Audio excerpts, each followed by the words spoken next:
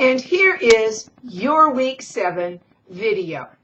Now, this week we are going to be discussing how myth permeates our culture, and it permeates every culture all over the world. Even if you were to go into the darkest jungles of Borneo, which is now called Irian Jaya, or even into the Amazon basin, you would still find myth within those societies who might be separated from the rest of the world.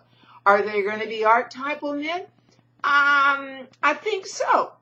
And I would love to see some studies done on those remote tribes in the Amazon, because we know for sure there are some there, and what their myths have to say. But as yet, that's not been done because, well, for obvious reasons, and they don't want to associate with us, and I don't blame them. So we're talking about our culture, but European culture, Asian culture, all over, every culture permeated by aspects of myth. Now, first I want to specifically speak about our culture and our language. Now, I'm an English teacher, and words are my forte in speaking and in writing. And when I examine the number of words in the English language that are based on mythic aspects, I wouldn't even be able to count them all. And some of them I am not even aware of, but I'm going to talk about some of the ones of which I am aware and which you are aware of as well, but perhaps have not really taken them out and considered them. And I am going to start with the planets. Every one of our planets is named after a deity, and they are the deities of Rome. And you have Jupiter, the big planet, which Jupiter was the head god, and of course in Greece he was Zeus. But we have Venus, we have Mars. Even was it Pluto that was downgraded from a planet and then upgraded again? I don't know. I'm old. I forget these things. But Pluto, and Pluto being on the outer rings was really very apropos, because of course Pluto is aka Hades and was the god of the dead. And even moons that we have found associated with planets have been given mythical names. And so why do we do that? Well, the ancients, going all the way back to Sumeria, associated planets with gods, and Sumerians thought the planets were the gods, just not symbols for the gods, because when we look at Mars, it's red, and so that must be associated with war. Venus was bright and shiny, so the goddess of beauty, symbols up. But the Sumerians looked at the planets as actual deities. This could be considered pantheism, whereas objects are not symbols of either deity, but are the deity. And Egypt was pantheistic. And when the Egyptians talked about the river being a god, it was not a symbol for a god, but was the god. So the planets in our solar system, except for the Milky Way, that's not really the name of the deity, but many are. We call the moon, but the Greeks called it Luna, or was that the Romans called it Luna? Romans called it Luna, and that was a goddess of the moon. And so even some names maybe that have been reworked that perhaps don't immediately call to mind the Greek myths, they do reflect myths in other cultures. By the way, this has nothing to do with, well, I guess it does kind of have myth permeating our language. Why is gold such a sought-after metal, and how did that begin? Well, the best guess was in Egypt, the sun was golden colored. It was the sun god Re or Ra, whichever way you choose to pronounce it. and Ra would have been golden color. And so gold was symbolic of, or was perhaps even, the god. And what do we still use today as a measure of wealth? Gold. So even though that goes back to a mythic concept. Now, moving on from the planets in our solar system, the days of the week. Now, you already know that the days of the week are named after deities. Monday, day of the moon. Tuesday is a, excuse me, is a Norse deity. And again, think of how to pronounce his name. Wednesday is Woden, aka Odin. Thursday is Thor's day. Friday is Freya's day. Now Saturday, we switch from the Norse and we go back to the Roman, and that is named after the Roman god Saturn. Now, Sunday, not necessarily the name of a deity, but still the sun was looked upon as an actual god. And I want to go into that, but I'm not. But the sun is always figured prominently in myth, with Ra and his solar barge. Apollo and Helios hauled the sun across the sky with a chariot. So the sun, the ancients knew that the sun, without the sun, we wouldn't be alive. And so they worshipped it as a deity. So the days of the week reflect the names of deity. But there are many other words that also are associated with myth. When we say something is titanic, that means that it's big. And the Titans were in Pelasgia before the Aryan conquerors came in, and they were the precursors of the Greeks. And they were very, very large. And of course, we also see this in a modern allusion in the movies The Clash of the Titans, which we're not going to go into because I could barely stand the first one, and I never saw the second one, and I'm never going to see the second one. Just not going to do it. Vulcanized rubber is vulcanized. That is named after the Roman god Vulcan, who was a smithy and worked with hot things. He worked in a volcano, and so it had to do with heat. So our language has many of these words. We talk about, and it's an allusion, a beautiful woman is compared to Aphrodite or Venus. And depending upon the culture, a virile man might be compared to Zeus or even Osiris. And so these things continue on and again permeate our language. Oh, I have said that like a dozen times. Please forgive me. Months. January, after the Roman god Janus, who was two-faced. He had one face that looked at the past year and one face that looked at the coming year. He might have been Etruscan before he was Roman. The Romans were not very original, a very original culture, and they adapted their deities from the Greeks and from the Etruscans. And we're only now beginning to be able to read a bit of Etruscan script, and I hope that before I die we are able to read what the Etruscans had to say. February was named after a Roman goddess of the spring. March was, I think, a Roman deity. June, named after Juno, Jupiter's wife. May, other goddesses of the spring. And then we get into July, which is named after Julius Caesar, but Julius Caesar, after his death, was considered a deity, as well as August, who is named after Augustus. Now, the rest of the months, as we call them, September, October, November, December, are numbered. And you might wonder, why is December the 12th month when December means 10? We get decade from December. Well, that was because Augustus and Julius had their months inserted in there. It's quite interesting, actually. Now, other cultures, the Celts, did not call these the months by the same names, and some other cultures didn't as well.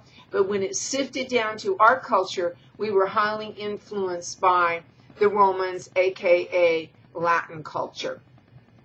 So that is one way that our culture continues to be permeated, there I said it again, by ancient myth. But our other concepts of our practices in our culture are also affected by myth. And in the written part of the announcement, I mentioned modern burial practices. What do we do when we bury our dead? We embalm them, we put them in a casket, and we bury them, and we put a headstone over them.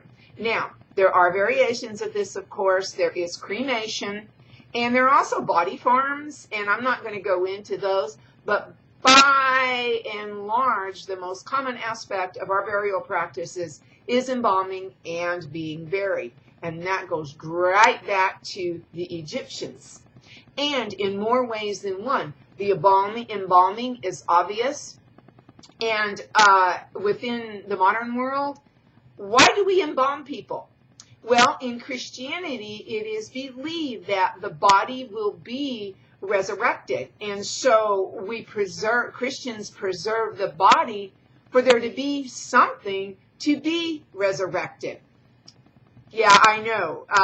It would seem that, the body could be resurrected without that DNA, but we still tend to do that. And this is one reason why cremation was frowned upon in Christendom for so long, because if the body were burned, there was nothing left to resurrect.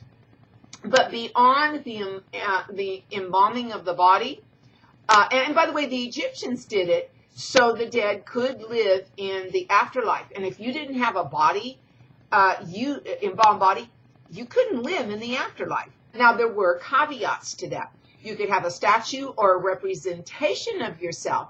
That the Egyptians believed that there were 3 and 5 aspects of the soul, and one aspect of that soul needed the body, or a statue or a representation of yourself could work in some ways. But beyond the embalming, there are other aspects of our modern burial practices that are influenced by mythology. Why a headstone? Why are we so obsessed with having our name recorded on a headstone or having mausoleums and monuments to ourselves after we are dead? Go straight back to the Egyptians and the pyramids and even the burials in the Valley of the King. The Egyptians believed that as long as their name was spoken, and this was another condition for being able to live in the afterlife, they believed that as long as your name was spoken or was recorded, you would live in the afterlife. And this is why when a pharaoh came into power and didn't like the pharaoh that was there before, that pharaoh would try to destroy every monument and destroy every account of the other pharaoh's name, because that would, even if there was a body left, that individual could well cease to exist in the afterlife. And to the Egyptians, oblivion was absolutely the worst fate. It was even worse than being tortured. So we preserve our name so it will continue to be spoken, because we want to be remembered just like the Egyptians did. Interesting. Most people don't understand that. Why do we leave flowers on graves? When people would say that it is in remembrance of those who have passed, and it is giving respect, etc., etc. But the Egyptians and many other cultures did that as well. And not only did they leave flowers, they left food, offerings of food and of drink. We are buried with our accoutrements. We are dressed. We often wear jewelry and other aspects. The Neanderthals did that. They put goods into the graves with their deceased loved ones So they will could use those implements, or we think this is why Neanderthals did it, because we know that other cultures did it. So, but back to that, so that their loved ones can utilize them in the afterlife. This is why the Egyptians did this, and this is why other cultures did it as well. In China, the terracotta armies that were buried with the emperors, they were there so they could serve the emperor in the afterlife. Now, we don't believe that we carry these accoutrements after death and into our afterlives. So why do we still do that? Goes back to ancient myths about beliefs of burial and death. Cremation, the Egyptians abhorred the thought of creation. They would not even begin to think to cremate one of their loved ones. Now, they might want to cremate their enemy, and why? Nobody. And if there's nobody, there's no living in the afterlife. Now, the Greeks cremated for quite some time, but they also buried their dead. And the Greeks cremated their dead in order to release the spirit, which is quite a different thing. Now, if you have read Anne Rice's books, and I can't remember which one it is. I don't remember if it is Queen of the Damned, where it has the redheaded twins. And in that book, this culture where the redheaded twins come from, and Anne Rice made this up, they would eat their dead in order to incorporate them so that they could live within that person. And when they ran into the culture of the Egyptians said, "You can't do that. That's horrible. You can't eat those people. It's just barbaric, and it means they can't live in the afterlife." So it shows the clashes of cultures, even if the first culture was imaginary, but it shows the clash of culture and how the ideas of the dominant culture usually win out. But one more thing about eating the dead. This is, all of our ancestors ate dead people. I'm sorry. If you go into England, you find traces of cannibalism there. And, hey, I'm of English descent, and so I have to think, whoa, maybe my ancestors did practice cannibalism. I don't mean to offend everybody, but we find it in all areas of the world. But people ate other people for different reasons. But one reason they did was to absorb or to incorporate into themselves the good attributes of that person. So in war, when the victor killed an opponent who fought valiantly, he might actually eat his heart in order to absorb that bravery. And so Anne Rice's culture that didn't really exist was based on actual practices. And I think I really digressed there, didn't I? But those are ways that the ancient myth still permeates our culture. There are many other ways. It's now your task to think of some of those ways. You may certainly talk about language and try to come up with something different than what I said. And I hope I didn't steal your thunder if that's what you were going to talk about. But there are language, there are other practices, even the cliches that we say. Have you ever said, "May lightning strike me dead," if I don't tell the truth or some other reason? You know who's going to strike you? It's going to be Zeus or it's going to be Thor. They were the ones with the thunderbolts. So we use these cliches and they just roll off our tongues, but we're not always aware exactly of their origin. Okay, I have talked, oh my gosh, 19 minutes. I'm going to be quiet. I apologize for the length, and I hope you can get something out of this.